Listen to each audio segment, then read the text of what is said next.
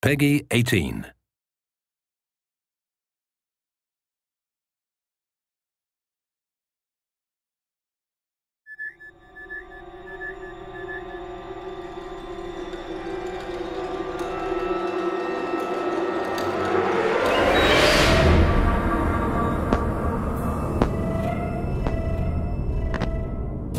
Essentially, tension comes from unanswered questions. Tension comes from anticipation.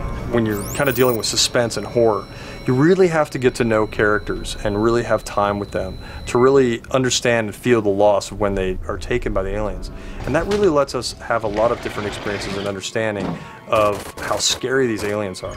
And so this gives us a chance to really kind of get you involved and also be able to kind of pull the rug out from under you whenever there's a loss of a particular character or whatever it is.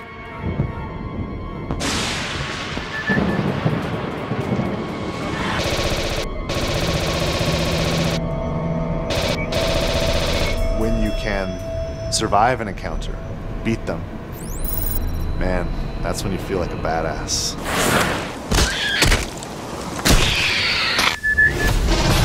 We're going to have a lot of different places than you've seen maybe in the movies. So we're going to be able to see places that you are familiar with, like Hadley's Hope. It's after the atmospheric processor has blown up, so it's been very torn up. Yeah, Winter, you are a badass, man! And it kind of had an explosion that explodes up, not out, but nonetheless, it still had an impact on what happened to some of those areas that you were familiar with. So you now get to come back in there and see them in a destroyed or distressed state that you didn't see before. You'll be able to explore areas that you hadn't seen in the movie. For example, being on the Sulaco, we'll have a lot more time to spend with the Colonial Marines there, as well as getting closer to areas that we've all wanted to see, like the jockey ship that we'll be able to explore more in and around. You want to have the lighting, the feel, the surfaces, the characters, the equipment, just everything that you would have seen in the movie. You want to have that be as accurate as possible. You know, Sid Mead did the original designs for the Sulaco, and he's helped us realize how the rest of that ship looks. Great. Now my friggin' tracker's broken. Just watch the red dots. That's what I'm telling you. Motion tracking, you know, that ping, and then when you hear the blip, when the aliens are actually in the vicinity. It's such an iconic sound, and when we got the source material for 20th Century Fox, the actual audio that was recorded and Foleyed and some of the other stuff that was digitally produced, man, it's so exciting to be able to play with that content and then work that content into the game.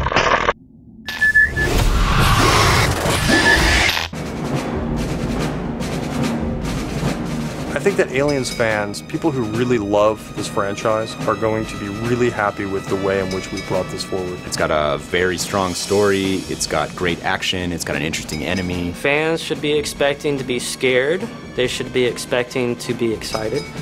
They should expect a lot of action, just like the films. They should expect an experience that is an interactive version of all the Aliens films that they've loved so much and finally realized in full 3D. You know, I've made a lot of video games, I've made a lot of action games, I've made a lot of games that involve shooting and games that involve soldiers, and I mean, and games that, you know, where we're saving the world from aliens too, frankly, and I gotta be honest, I've been stealing from aliens my entire career. You know, there's always lines from the movie or situations or events where we just borrow, and it's influenced all of us. It's influenced an entire generation.